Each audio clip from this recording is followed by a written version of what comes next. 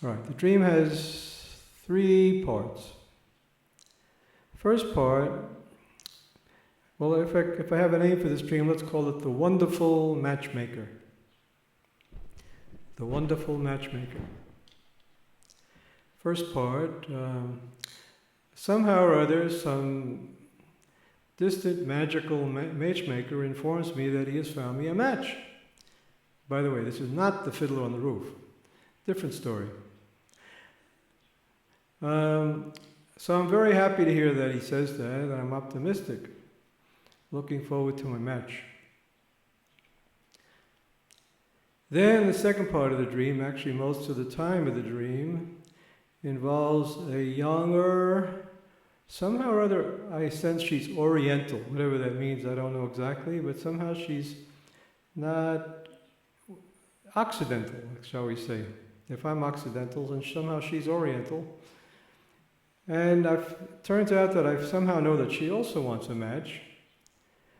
And she's being encouraged by my success, and she's waiting for the same matchmaker to find her a match. Somehow I know her, and I am also encouraging her to trust the same wise, wonderful matchmaker. In the third part of the dream, finally I'm arriving at the place where I am to pay the matchmaker, and perhaps even meet my match. The Oriental lady somehow or other is totally absent from this last image. But this image is very clear. There are several children, I'm guessing age maybe anywhere from 6 to 12, who somehow know the situation and are being friendly. I almost would call them Cupid types, so they're following me somehow merrily along. This last image is very clear. I've been told by the matchmaker that I'm supposed to go to the first of two old, elegant, rustic mansions on the same old country street or path.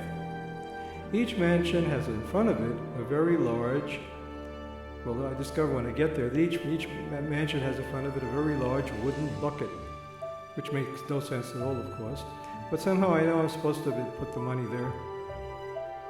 I've been instructed to put my money into the bucket of the first mansion.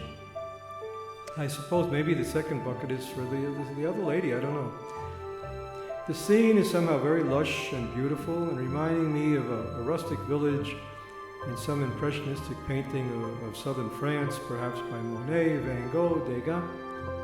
And if I ask myself what sort of music fits, I would imagine Debussy or Ravel, perhaps Debussy's Prelude.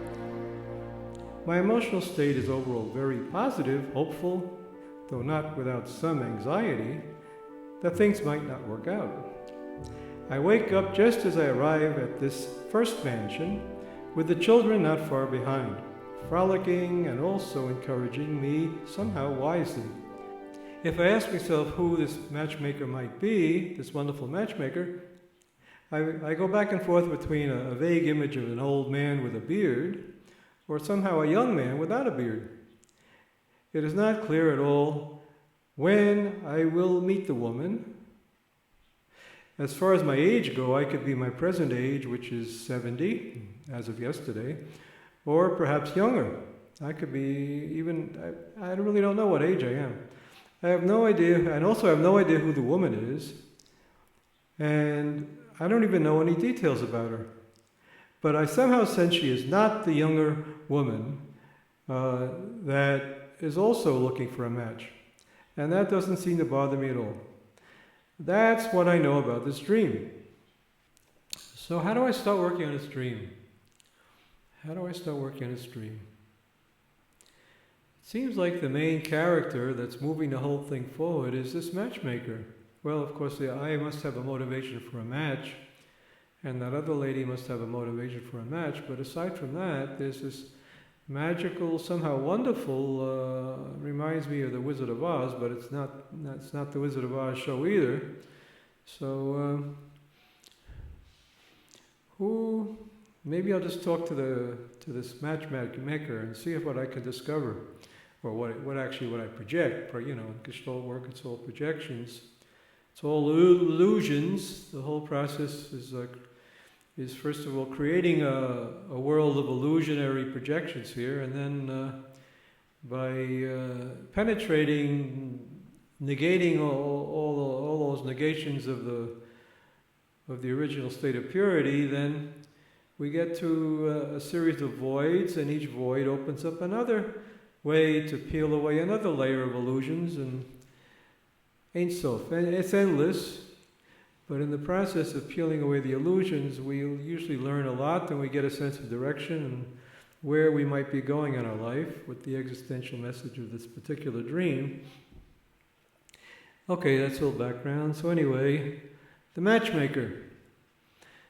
I am imagining what this magical magic maker, you are the magical matchmaker that I dreamed a few days ago, Mr. Matchmaker. Matchmaker, I certainly can use you at the moment because I'm dealing with a need for companionship. I made a video a few days ago, Walter Benjamin Live, and I got discovered or encountered a lot of need in myself for some kind of contact relationship with nature, with somehow with life and with people, and a sense of missing love. I reminded myself of that song from Naomi Shemer, Od Lo Ahavti Dai. I have not loved enough in my life before it ends me. So that's part of my need for a match, Mr. Matchmaker. And so I'm glad you came along in that dream. Maybe you could somehow or other give me some more information about my need for companionship. What can I imagine you, though? You're certainly mysterious. I don't particularly see you in image. But somehow I know that you're a matchmaker. And this dream is some kind of a very positive environment with pretty music, pretty, maybe somewhere in Provence, in the southern France. Not that I've ever been there, but I see pictures and I heard a little bit about it. And I see the pictures, some of the pictures that Van Gogh, Monet have painted, so that kind of fits. So I'll try identifying. I am the matchmaker, Franklin. And you, Oriental lady, I'm also a matchmaker, maybe for you, I don't know. Maybe for you also. So I'm this matchmaker in this dream. Franklin, I come to you in this dream a few days ago. Let's imagine it's here and now. Here I am in your dream, Franklin. You're snoring away there, and I come along. Don't want to make too much of an impact. I don't want to disturb you too much. Though I don't like your snoring so much. It kind of rattles my magic a little bit. But okay, I'm this matchmaker. I'm your matchmaker, Franklin. It's helping you trying to help you to move along, to find a match, to find some contact with reality. I'm the magnet pulling you towards reality. Come to reality, Franklin. Come to reality, Franklin. I'm going to provide you with a match. I want you to come over here and come down to the street. There are two houses there, and there's a bucket in front of each one. But make sure you don't bring some money. Got to make sure you pay me for the match. Hey, matchmaker, wait a second. I thought this was supposed to be some idealistic experience here. What do you tell me? Bring money. What does money have to do with ultimate reality?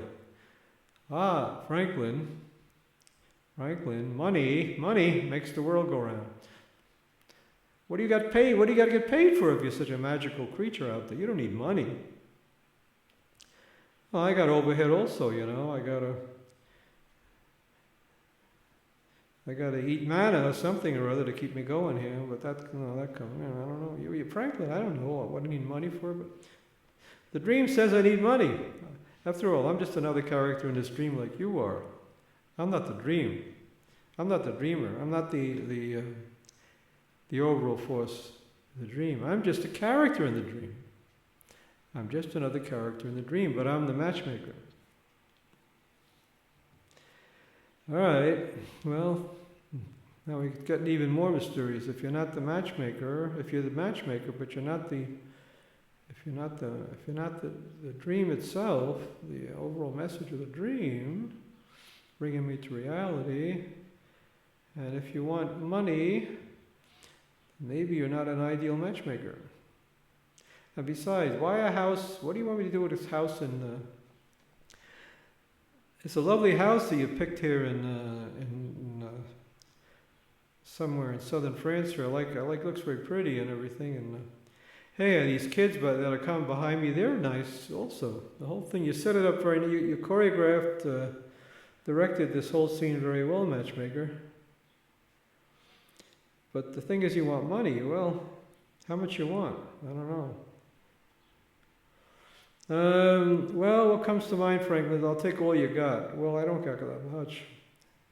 Got a few shekels. All right, give me the shekels. Okay, there you go. 50 shekels.